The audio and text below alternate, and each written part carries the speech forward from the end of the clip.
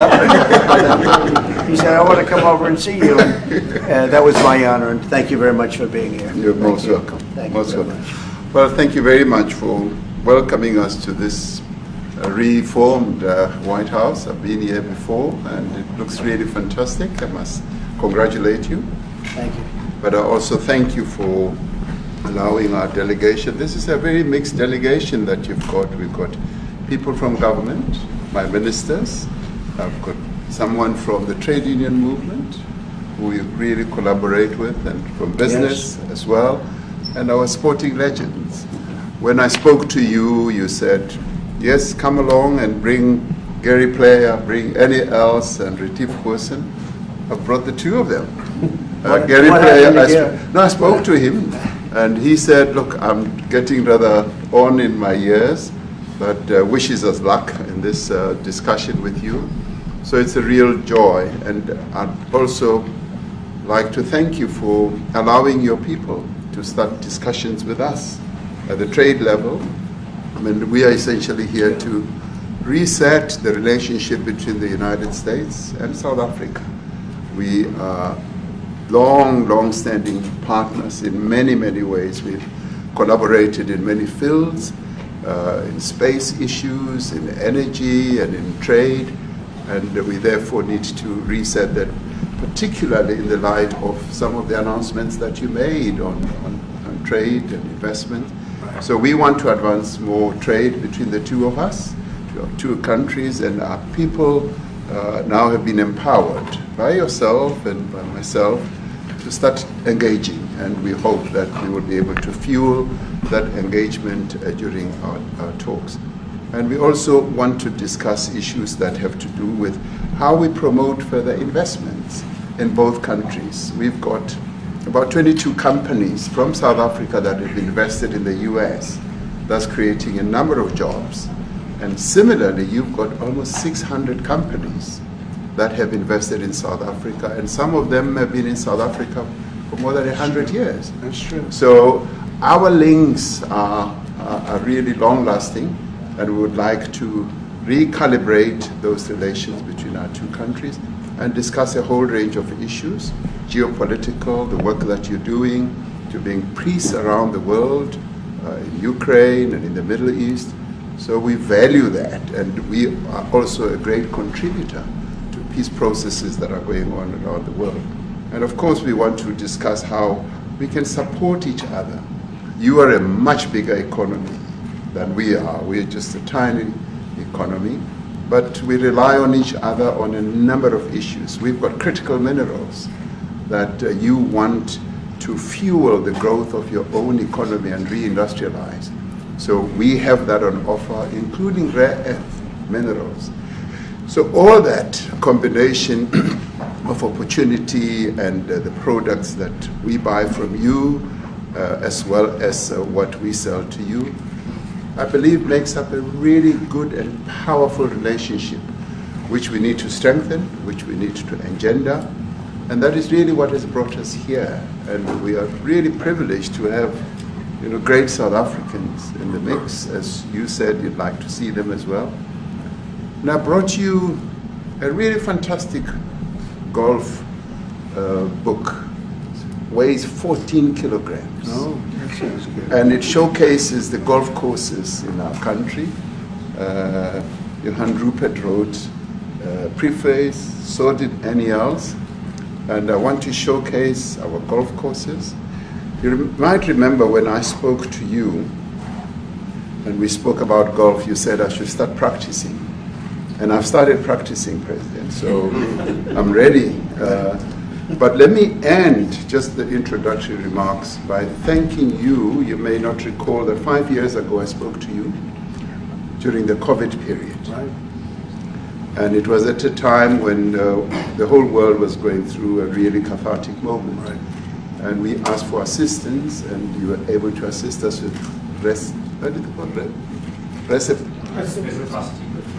respirators, respirators, and you kept to your word, and you delivered respirators to us. We didn't have as many in our country, and it really helped to help us deal with COVID. So I'm here also to say thank you and to thank the people of America for having helped us during a really difficult time. Being the small economy that we are, we needed help from around the world. And you were there to provide that. So thank you very much. I remember the call. Yeah. We sent 150 respirators. We became the respirator king. We started making them. Nobody had them. We had very few of them. That's right. But they were very helpful. But we sent 150, and I appreciate the letter. You wrote me a letter. That's right. Yeah. Thank you. Yeah. I appreciate that very much. Thank you very much for that. It really touched my heart after I spoke to you and you delivered. So, great honor. Thank you very much. Yeah. Any questions, please? Mr. President, we welcome white Afrikaner refugees here. Can you explain to Americans why it's appropriate to welcome white Afrikaners here when other refugees like Afghans, Venezuelans, Haitians have all had their protected status revoked? Well, this is a group, NBC, that is truly fake news. They ask a lot of questions in a very pointed way. They're not questions, they're statements. We've had tremendous complaints about Africa, about other countries too, from people. They say there's a lot of bad things going on in Africa, and that's what we're going to be discussing today. When you say we don't take others, all you have to do is take a look at the southern border. We let 21 million people come through our border, totally unchecked, totally unvetted. They came from all over the world. In many cases, they're criminals. They come from prisons. They come from mental institutions. They come from street gangs. They're drug dealers. So don't say that we didn't take them. We take them. We're trying to get them out as fast as we can. And we're doing record business on that. And we just won a big case where we're allowed to send back hundreds of criminals to Venezuela. Just won that today in the Supreme Court. I'm happy to hear. But we do have a lot of people are very concerned with regard to South Africa, and that's really the purpose of the meeting, and we'll see how that turns out. But we have many people that feel they're being persecuted, and they're coming to the United States. So we take from many locations if we feel there's persecution or genocide going on. And we had a lot of people. I must tell you, Mr. President, we have had a tremendous number of people, especially since they've seen this. Generally, they're white farmers, and they're fleeing South Africa, and it's a very sad thing to see. But I hope we can have an explanation of that, because I know you don't want that. It's a kind of a different meeting. Normally we have meetings, we talk about trade, and we'll be talking about trade and other things. But that certainly will be a subject that comes up. Yeah. Yes, please.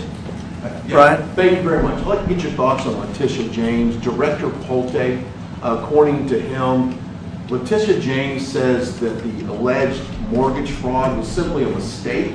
I want to get your thoughts on that. She put down that her father was her husband in order, and this is very similar to, I guess, the false accounts they have on here. Well, I don't know what it is currently, but Letitia James, who's the Attorney General of New York State, it seemed, I'm not involved in that at all. I know it's being handled by various groups, I guess, but it's major fraud, mortgage documents, and fraudulent everything. Yeah, I think she said the father was her husband, which she had to have a husband, or so she chose her father, and she put it down, and she had didn't she sign in Virginia, yet she said she lived in Virginia, yet she's the New York State Attorney General, and she did that for tax reasons, so she could take advantage of taxes. And she had the wrong number of units. She had a much different number, which wouldn't have allowed her to qualify and scam the government. So I don't know. I think she's very bad for New York, but I really don't know too much about it, but I appreciate the question. Yes, thank you very much. Yes. Mr. President, for you to be convinced that there's no genocide. Please. Thank you, Mr. President. So May 25th will be the celebration of Africa Day, which pretty much a lot of celebration will be taking place around the world, including here in the United States. What is your message to the entire African continent, African people, in this important occasion? Well, I want to see peace, and I want to see happiness. I want to see health, and you have incredible land. There's tremendous value. A lot of countries don't have that value in the land, the value you have. We have a situation, I think you probably heard about it. We've done through some very talented people, helped settle a war that's been raging for years, Rwanda and the Congo. And I think we've done it. Believe it or not, I think we've done it. And could you just say a few words about that, my friend? Yes. A couple of weeks ago, we signed, the two parties signed a declaration of principle in which they agreed on the way forward. And they have both submitted draft peace agreements, and we have put together one that incorporates both of their suggestions, and we've given it to them. So we're in the process of finalizing this Looking peace good, agreement. right? Looking very good.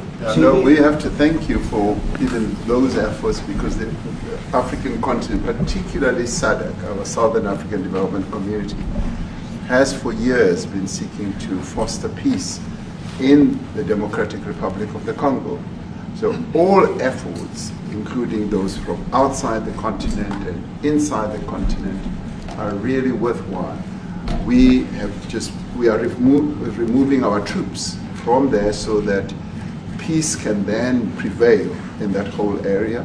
And we hope that with the support of the international community, we will really have peace in that area. It's so vital, it's so important for the whole region. Well, we sent our people there, and I think we did a very good job, as headed by my friend, and that was great. That was great. I mean, I'm just hearing phenomenal reports, because all I'm hearing is death, and they're chopping heads off, and it's horrible over there.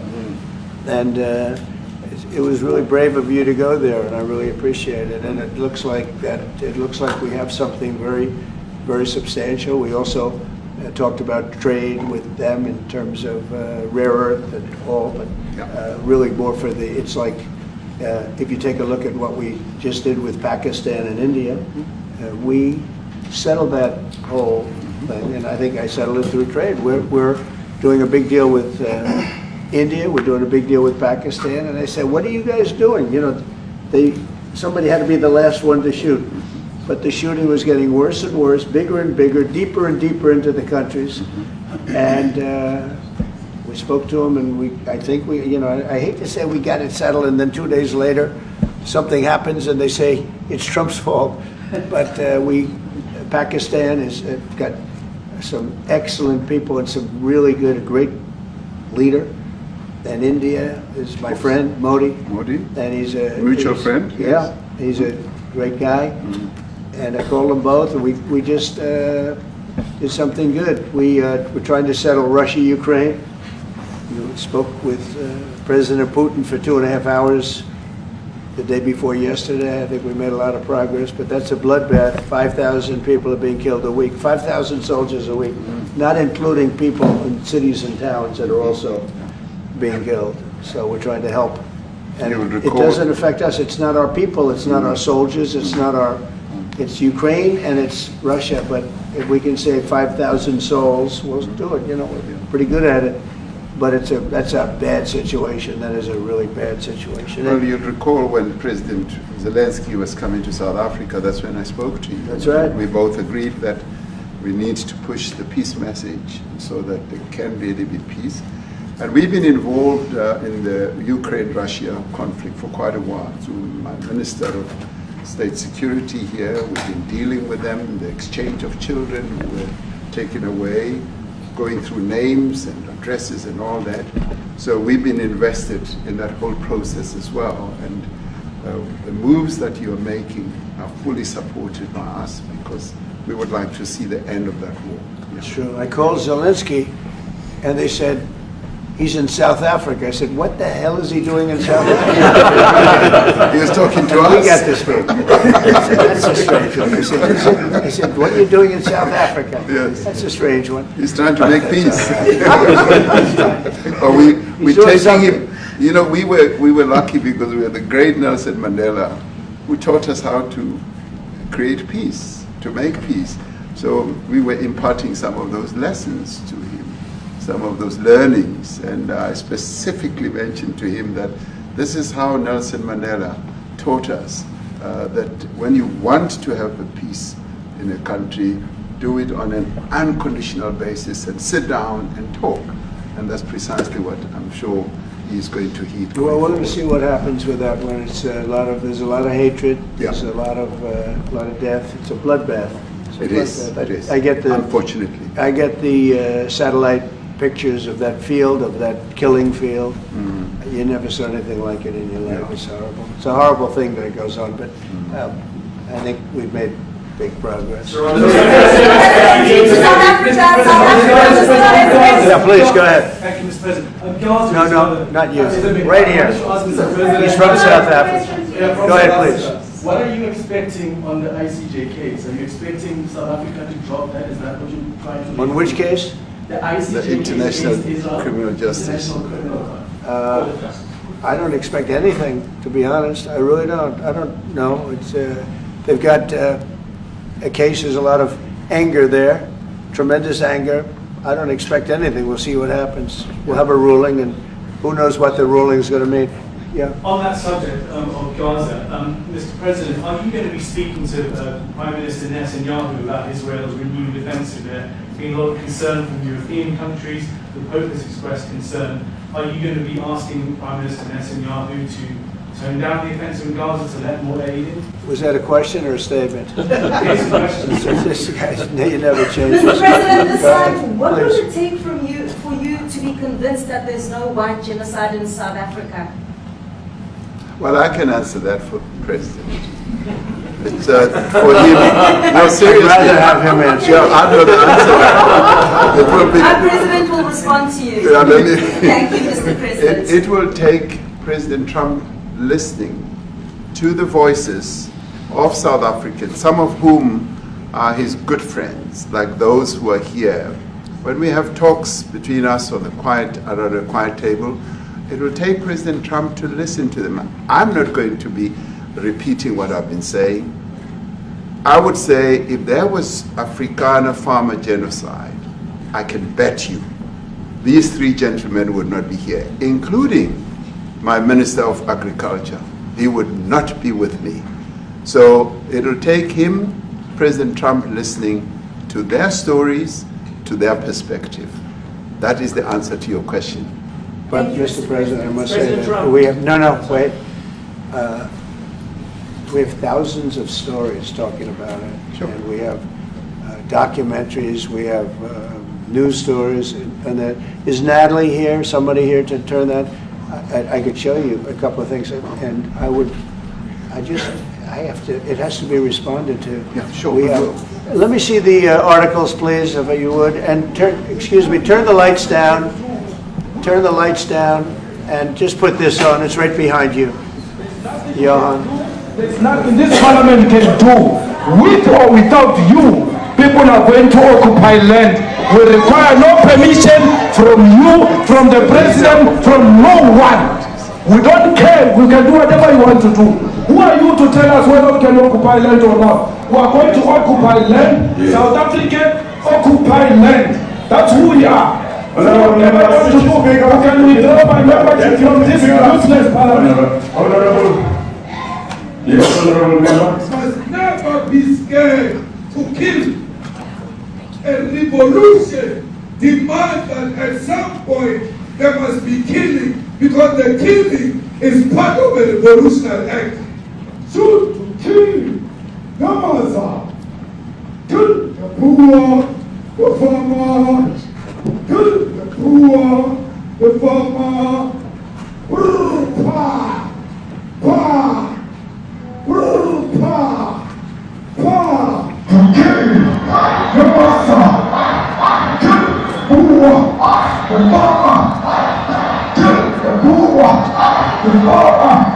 The mayor of DAPE is a white man. So these people, when you want to hit them hard, go after a white man. They feel a terrible pain because you have touched a white man.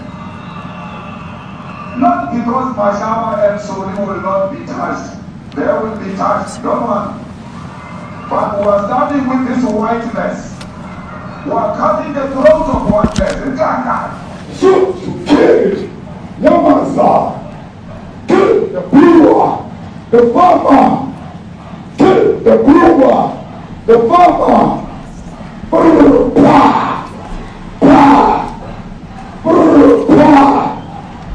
Shoot to kill. Come on, sir. Kill the poor.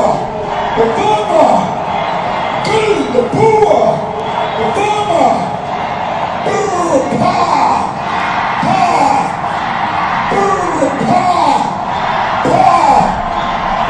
I don't know what's going to happen in the future. I'm saying to you, was not called for the killing of white people, at least for now. I can't guarantee the future. Yeah, but I mean, you'd understand somebody watching that, especially as it gets shared on Twitter. They freak out. It sounds like a genocide on Twitter. I can't take it.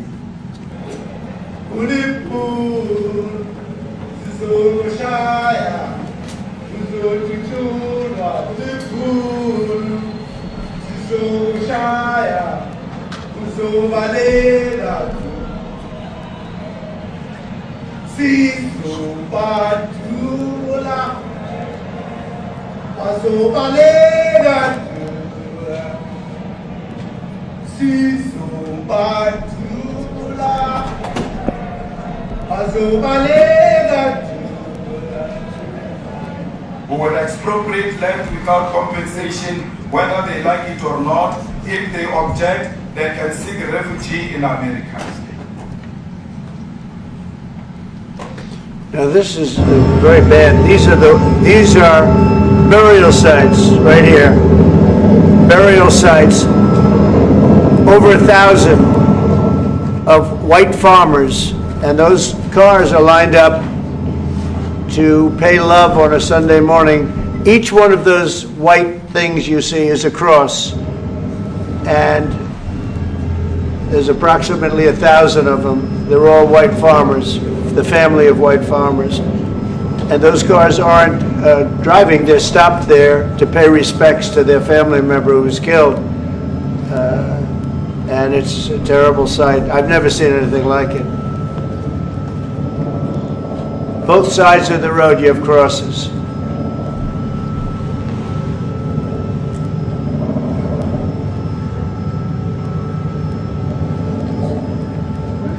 Those people were all killed.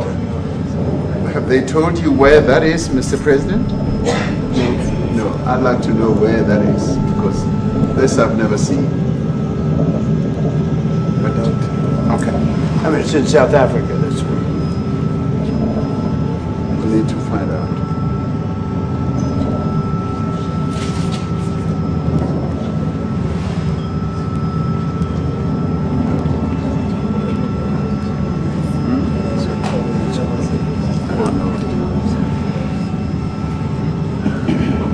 Those people.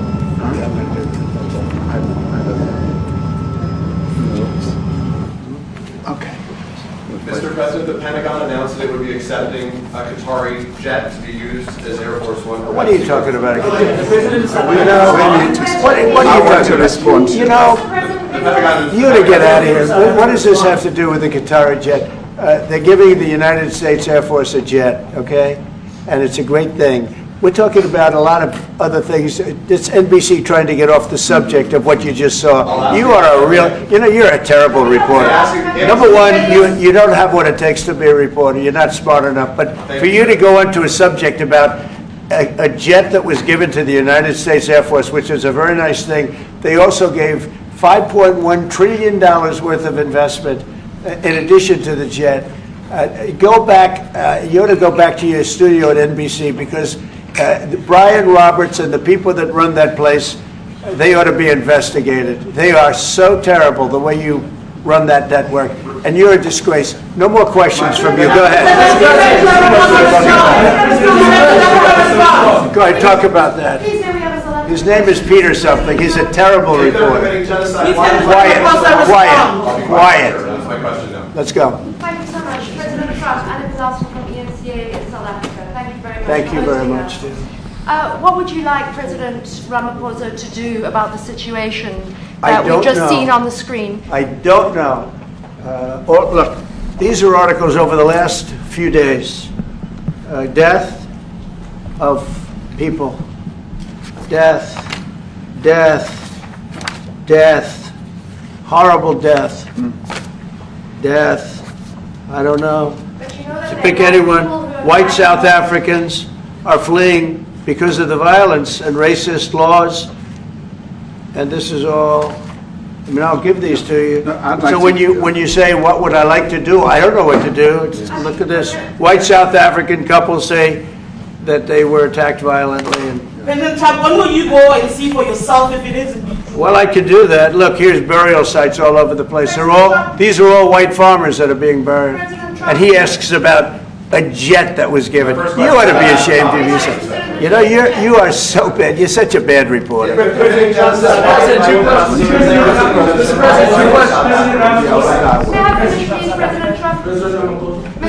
This is one after another. This family was wiped out. I'm just looking.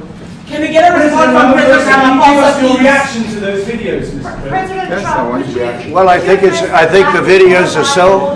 No. When you look at the videos, I mean, how does it get worse? And these are people that are officials, and they're saying that kill the white farmer and take their land.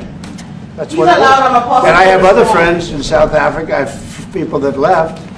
One in particular that says you can't go there. He said they want to take your land. They take your land and they kill you. It's okay, and they say it's okay to do. Now we're going to talk about it. We're going to. But this is a tremendous. Look, this is a story recent. These are all people that recently got killed. Yeah. And I don't know how it can get any worse. These are, and you know, the men that you saw, the people that you saw in that movie, those are officials. Those are people that were in office. They had one march, they had a dance in your parliament, whatever you may call it, legislature. Well, let and me it was clarify terrible. that. Yeah, Let me please. clarify that, because what you saw, the speeches that were being made, one, that is not government policy. We have a multi-party democracy in South Africa that allows people to express themselves, political parties to adhere to various policies, and in many cases, or in some cases, those policies do not go along with government policy. Our government policy is completely against what he was saying, even in the parliament. And they're a small minority party, which is allowed to exist in terms of our constitution. But you do allow them to take land. No. You do allow them to take land. Nobody can And then take when land. they take the land, they kill the white farmer. And when they kill the white farmer, nothing happens to them. No, there is Nothing happens to There them. is criminality in our country. People who do get killed, unfortunately through criminal activity, are not only white people. Majority of them are black people. And we have now The been farmers are utilized. black. The farmers are not black. We I don't now- say that's good or bad, but the farmers are not black. And the people that are being killed in large numbers, and you saw all those grave sites, and those are people that loved ones going, I guess on a Sunday morning, they told me, to pay respect to their loved ones that were killed. Their heads chopped off, they died violently. And, you know, I mean, we're here to talk about it, and I didn't know we'd get involved here. But I will say this, that if the news wasn't fake, like NBC, which is fake news, totally, one of the worst, ABC, NBC, CBS, horrible. But if they weren't fake news like this jerk that we have here, if we had real reporters, they'd be covering it. But the fake news in this country doesn't talk about that. They don't want to talk about it, but now they have to talk about it. But they won't. This won't even be a subject. They'll have him talking about why did a country give a free, think of this, why did a country give an airplane to the United States Air Force? Okay, the United States, not to me, to the United States Air Force, so they could help us out, because we need an Air Force One until that's Air Force One, it's being built. 2 of them being built. But Boeing's a little bit late, unfortunately.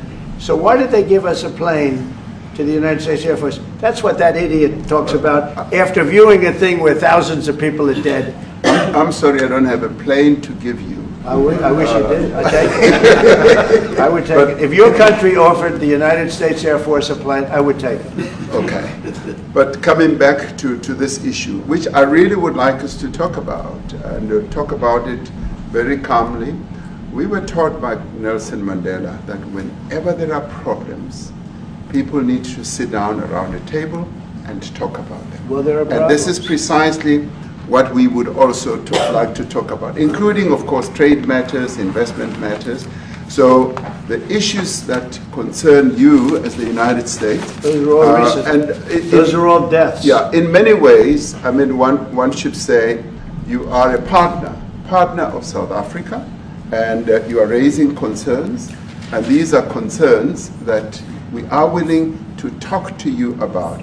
Let me just add quickly, you know, the criminality that we are experiencing in our country needs quite a lot of technological capability. And in one of our areas in South Africa, we're using US technology, which is able to, in many ways, identify where shootings are happening and all that. And I'd like to talk about that because there is support that we can get from you as the United States to help us deal with all these acts of criminality. And that is what I believe partnership is all about.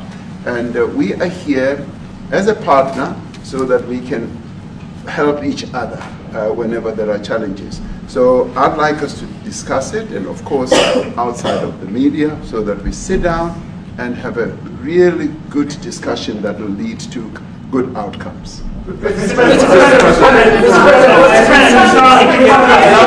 any other further punitive measures that could be in place should you not be satisfied that South Africa is fixing some of the very bad things, in inverted commas, that you tweeted are happening?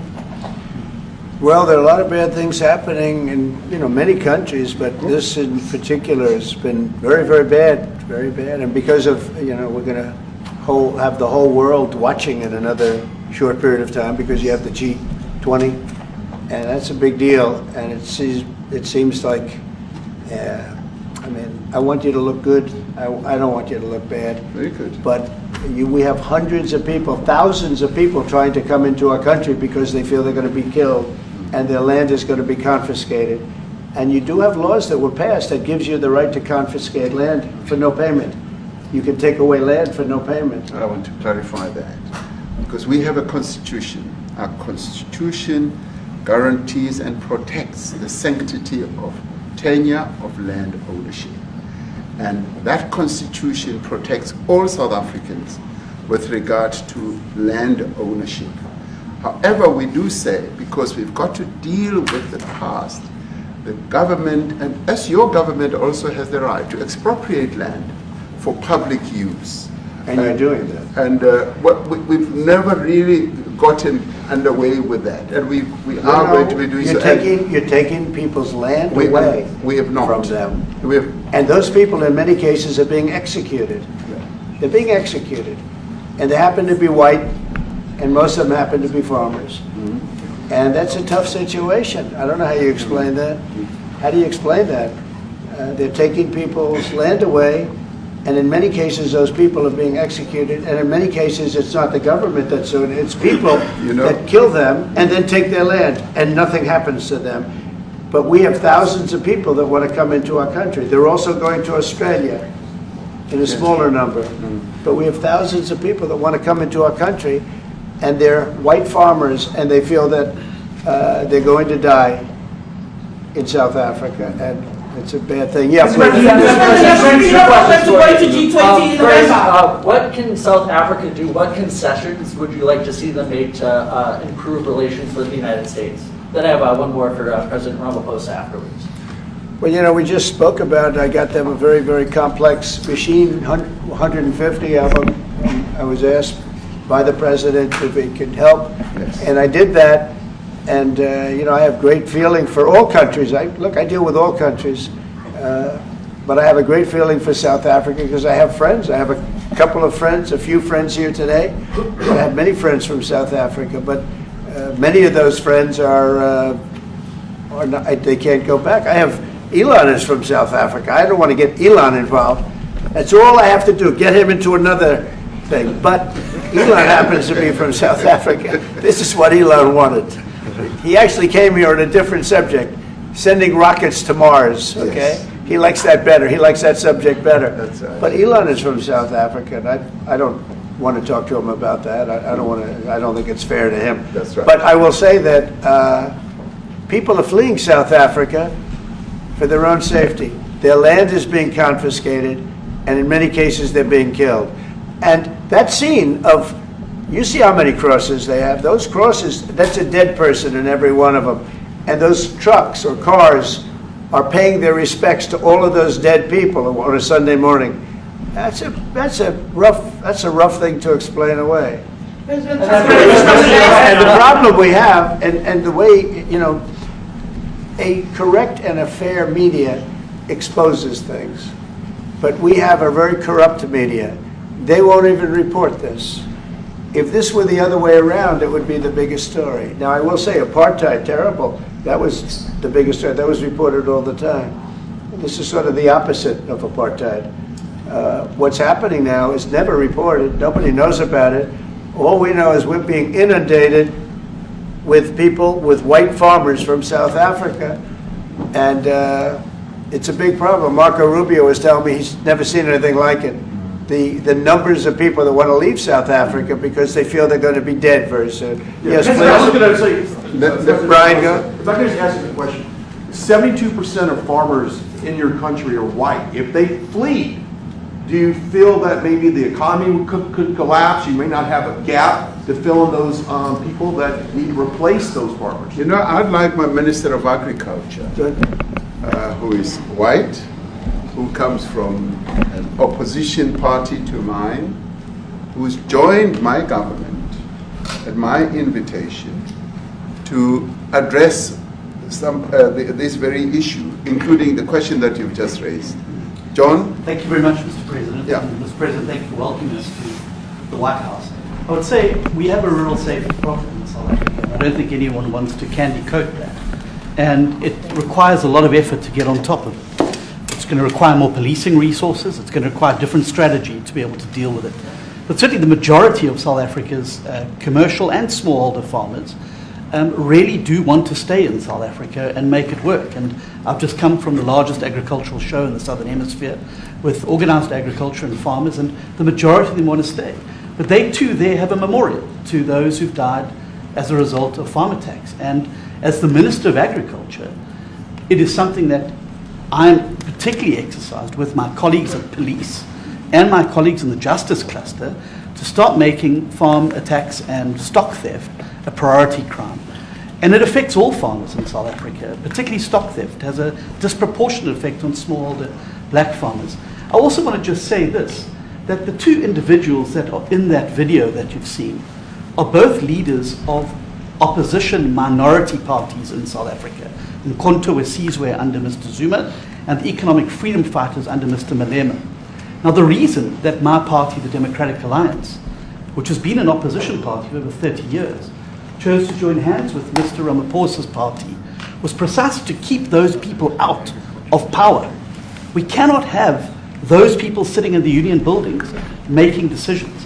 And that is why after 30 years of us exchanging barbs across the floor in Parliament and trying to get one over on each other, we've decided to join hands precisely to keep that lot out of government. Because the day they get in to the doors of the union buildings in South Africa or control of our Parliament, that's what you're going to see. And that is why this government, working together, needs the support of our allies around the world so that we can strengthen our hand, grow our economy, and shut the door forever on that rabble getting through the doors of the union bodies, because then South Africa's future would be... So you denounced that type of language in the video that you saw?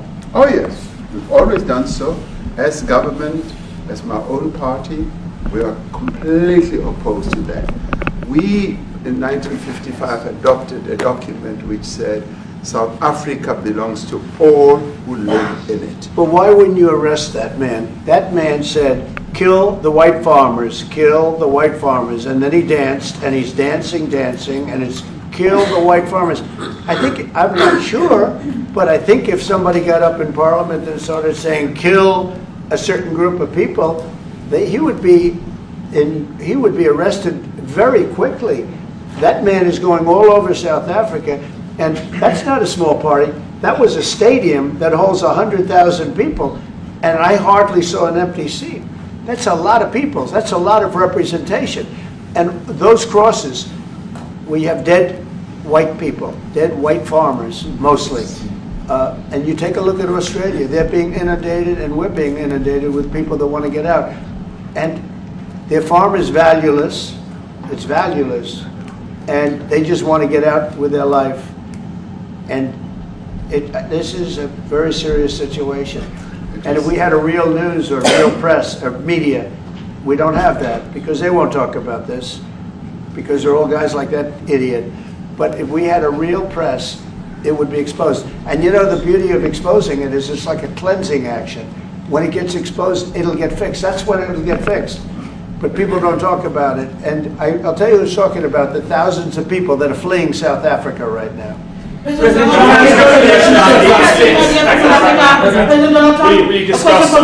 discussed USAID and the devastating impact the cuts are having across the African continent. You know, it's devastating, and hopefully a lot of people are going to start spending a lot of money. And I've talked to other nations. We want them to chip in and spend money too. And we've spent a lot, and it's a tremendous problem going on in many countries. A lot of problems going on. The United States always gets the request for money. Nobody else helps, as you know. Europe doesn't help. Europe hasn't given anything. All they do is sue our companies. You know, they sue Apple, and they sue all of our companies. Apple had to pay $17 billion on a nonsense lawsuit. Very unfair. But we're going to always be there to help. The Afrikaner rights to South African broadcasting. If this Afrikaner resettlement issue is resolved, you're going to go into a room after this, you guys are going to talk. If it is resolved, what is the potential for the future-looking relationship between the United States? It's got to be resolved. It should be resolved. It's a little bit bad when you see a stadium with 100,000 people in it, because that means it's more than just a little movement. It's a pretty big movement in South Africa, so it has to be resolved. It'll be the end of the country if it's not. But is there potential for the relationship moving forward? I hope so. That's why I'm here. I mean, I'm not here for my health. I'm here to see what it is. No, I'd like to see. I have friends. I can tell you, Ernie Els and Retief Goosen, they feel so strongly they wanted to be here on behalf of South Africa, not on behalf of me. Yes. And, you know, they said, can we be here for this? Because they love the country. Ernie, do you guys want to say a couple of words? I hate to put you in this. This is tougher than sinking a 3-footer. And they've sank many 3-footers. Thank you, Mr. President. And thanks for the honor of being here. We've known each other a long time. We have spoken. You know, we're proud South Africans. I still have my South African passport. You know, we travel with this passport, you know, and I got my visa here. So, you know, but we want to see things get better in our home country. That's the bottom line. It's been 35 years since the transition. President Ramaphosa was right in the middle of the transition time in 1990 and before that. So it's been 35 years of ANC government, and I know there's a lot of anger, you know, through the transition. There was also a lot of stuff happening in the apartheid days. You know, we grew up in the apartheid era, but I don't think two wrongs makes a right. You know, President Mandela, when he came out of prison for all that time, didn't come out with hatred, you know, and really unified our nation through sport. You know, we won the Rugby World Cup in '95. 4 times. We won the African Nations Cup, soccer. You know, we won some majors as golfers and so forth. So what I'm trying to say is, you know, this has been a long time coming. That's why we really wanted to meet you, meet the administration, and see our way forward. because we still want to see our country flourish. You know, we've got some great things going on. Business is getting involved with government. Farmers are getting involved in local municipalities, trying to rebuild some of the infrastructure that's been decaying for a long time. So there's a lot of coexistence going on and help from a lot of areas. But I feel we need the US to push this thing through. We've got a great ally. If we can have the US. It's always been an ally of South Africa for a very long time. Even in the days of the war, you know, up in Angola, you know, you guys helped us. So very important for us to have your support and you know, get the change we need. Where did you do that well? You might have done that even better than he plays golf, which is almost impossible. Johan, please. Sorry, Mr. President, if you had to wind all of those tapes properly, you will see I'm the biggest target of that rabble-rouser. Number one for over 10 years. Mr. Malema. In fact, the first time I met him, he was in the youth league with that gentleman. And look how he's changed. Right. We have too many deaths, but it's across the board. It's not only white farmers, it's across the board. And we need technological help. We need Starlink at every little police station. We need drones. I actually got drones donated for the peace parks to stop elephant and rhino poaching. And his predecessor stopped the importation because he said the United States would spy on us. I mean, US basics, the ridicule. So if you can help us. Remember, sir, you and I lived in New York in the 70s. We never thought New York could be what it became. 2 commissioners, a tough mayor. We need your help to stop this awful killing. But it's across the board. Ernie is right now building a house in George. I'm building 3 cottages for my grandchildren on a farm outside Graaff-Reinet. I often go to bed without locking the door. And we have a serious problem with illegal aliens who stream across the border. And if you really look at our statistics, a lot of these murders, firstly it's unemployment and illegal aliens. And then I met Vice President Barnes many years ago at Charlie Rose show. My wife loved the book. And she reminded me this morning that you emphasized the devastation that occurs when big companies leave towns and cities, and there's a culture of dependency that develops. And I remember you discussing it. Now that's our problem. If we don't get our economy to grow, the culture of dependency and the lawlessness will increase. I've again been against apartheid all my life, and I'm their #1 target. Please just Google my name and Malema. You'll see it, sir. He marched on the farm. But the crime is bad. The crime is terrible, sir, but Mr. Steenhuisen won't admit to it, but he runs the Western Cape, where I live. And the biggest murder rate is in the Cape Flats. Gangs. We've got gang warfare, like your M33, whatever these guys. We've got equivalents there, but we need your help, sir. And we need Elon technology. Well, one of the real areas of support is really in investments. We've got to grow our economy, because through growing the economy, we're then able to create more jobs. Because crime really thrives where there is inequality and unemployment. And that is one of the reasons that has brought us here to improve our investment relations, our trade relations, so that we can preserve the number of jobs that your companies have created in South Africa. By virtue of what we export to you, we are able to create up to 500,000 jobs in the auto industry, in the agricultural industry, and a number of other industries, mining, where we export things to you. And we also know that as South African companies invest here, you are also able to create jobs. So it's a mutually beneficial relationship.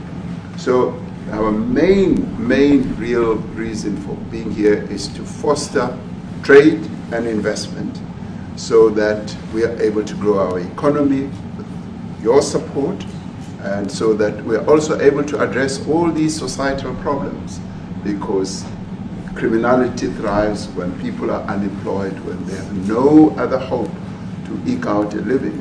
So that is what we need to resolve, and your support, your partnership with us is what is really going to give us a strong capability to move forward. Retief, excuse me, do you have anything to say? I mean, I don't want to leave you out. You know, the guy won 3 or 4 majors. 3 or 4? No, only 2. That's a lot. By the way, 2's a lot. A lot of tournaments you won too. Do you have anything to say? Yeah, thank you, Mr. President. President Ramaphosa. I grew up in an area in South Africa that is a farmland area, Polokwane. And there is some issues up there. Obviously, my dad was a property developer as well as a part-time farmer. And yeah, some of these buddy farmers got killed. The farm is still going. My brothers run it, but it's a constant battle with farms they're trying to burn the farms down to chase you away. So it is a concern to try and make a living as a farmer. And at the end, without farmers, there's no food on the plate. So we need the farmers to produce the food. Farming, right? He wouldn't do it. He wouldn't even want to do what you're doing, right? They love farming. They don't want to leave. But it's a struggle. Yeah, and food and fresh water is the most important thing in life. Without those 2 things, you can't survive. How is the water there? The water is great. Obviously, all the water comes out of the borehole, out of ground for us down there. But yeah, it is a battle to get the water out sometimes when all the equipment gets stolen all the time that you're trying to get the water out. So does your family and your brother, do they feel safe on the farm? They live behind electric fences, try and be at night safe. But it is constant whenever you leave that something could happen. And there's nowhere to live. Both of them has been attacked in their houses. My mom's been attacked in her house when she was 80. So it is difficult. But the guys live a great life despite everything going on. Something. President Trump, I brought along the president of the largest trade union in our country, Ziggy Solosi, because she leads many workers, more than 1 million, 2 million workers, and maybe we should give her a chance to say something, because she's come all the way to join us. Thank you very much, Mr. President Trump, for having us, and President, for extending the invitation to us as organized labor. And I must say that we are here to support the initiative that has been made by our government with business, of course, as organized labor. We've been coming to Washington on the AGOA trade relations in the previous regime, and I think at the center of it all, for me, it is exactly what Mr. Rupert has said, the importance of us growing the economy. We have always emphasized when we were here and kept on coming and negotiating on AGOA that the 600 US companies that are based in South Africa, as you said, President Ramaphosa, 500,000 jobs will be wiped out. We need more foreign direct investment in our country. We are not just talking about those that will lose employment, but we are talking about over 40% of people that are unemployed, that have no hope of ever finding a job. And we think that, correctly, as they have said, that we need to deal with the issue of porous borders, in our country, so that everyone that comes in is documented. We also need to, and I would have thought that the minister would address the issue of land expropriation and how the policy works in South Africa. Recently, President, as you were preparing to come here on the news, in, I think it was in Natal, there was a handover of farms, and white farmers were saying, we are donating the land, but also there's a willing buyer, willing seller in South Africa. So there is no expropriation without compensation, but it is a willing buyer, willing seller. And that white farmer was even saying, President, that the government is even paying more in buying the land than what the land is worth of. And I think those are the realities, President, that we must say that we need to address, of course, but also the importance of agriculture linked to AGOA. People rely on it, and I think, as Retief said, for survival and living. But lastly, for me, President, is also the issue of the crime statistics. There is no doubt about it that we are a violent nation, for a number of reasons, and we're not condoning anything. But also, if you go into the rural areas where black majority are, you would see women, elderly, being raped, being killed, being murdered. And these are black elderly women that would be found throat slits, raped multiple times, and all of that. And the problem in South Africa, it is not necessarily about race, but it is about crime. And we think that we are here to say, how do we, both nations, work together to reset, to really talk about investment, but also help us in how we can have the technology and everything that is needed, President, to really address the levels of crime that we have in our country. Thank you very much. Thank you. President Trump. Genocide is a very strong word. I'm wondering if you've made up your mind as to whether you believe genocide is occurring in South Africa, or you still have doubts, and if you have made up your mind, why invite President Ramaphosa here today? Well, I haven't made up my mind. I hate to see it from the standpoint of South Africa, but also, I'm trying to save lives. I'm working with Russia and Ukraine. I don't have to do that. It's not our war. It was started by other people. It was helped along by our past administration. It would have never happened if I were president, but I'm trying to save lives, no matter where. Rwanda, I have nothing to do with Rwanda and the Congo, but I felt I had a very talented person in this administration, and I sent him there, and he did an unbelievable job, I think. I mean, we're going to find out, but he's done the hardest part of the job. It should happen. If I can save lives, I want to save the lives. If it's in Africa, that's great. If it's in Europe, if it's wherever it may be. And it's a very small investment to do, believe me, compared to what the consequences are. So I hope we can do something. Look, I have so many friends. These two men, I have great admiration for them because I know what they do for a living. Yeah. And that's a very hard living. Going from city to city, from country to country, and hitting a ball 350 yards like they do, and better than you and I. Getting the ball in the hole. It's a very tough, with lots of people watching, right? Yes, That's a very tough living. They're champions. I respect champions, and I respect very much. And I think the country is very lucky. They really wanted to be here. That's true. They could be elsewhere. They could be on a beautiful fairway someplace, and they wanted to be here. I'm glad you brought So.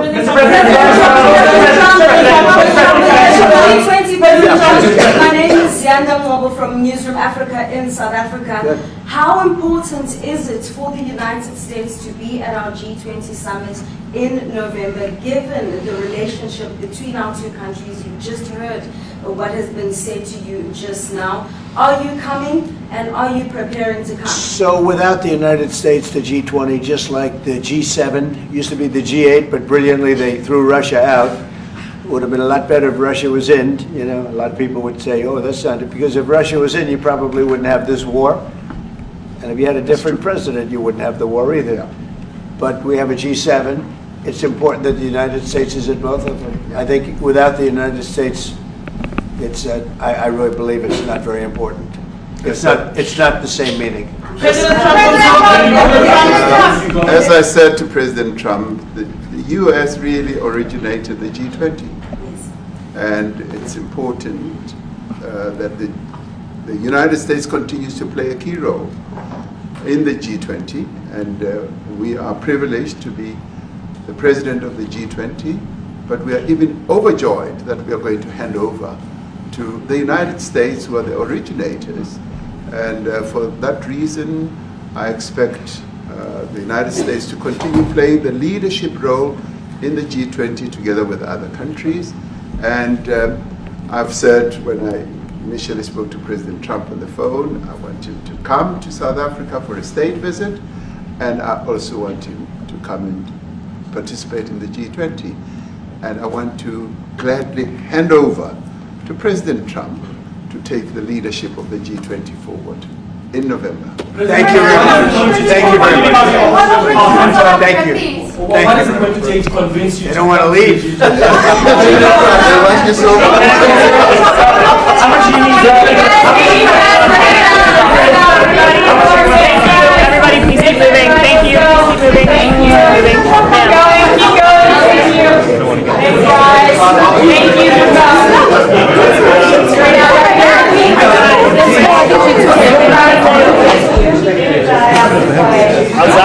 Oh, we didn't bring them in. Oh.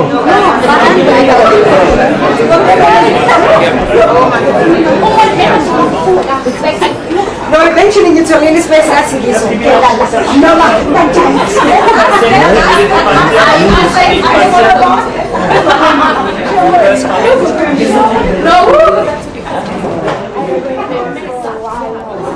This is on her. Oh, my knees. He's 20 years younger.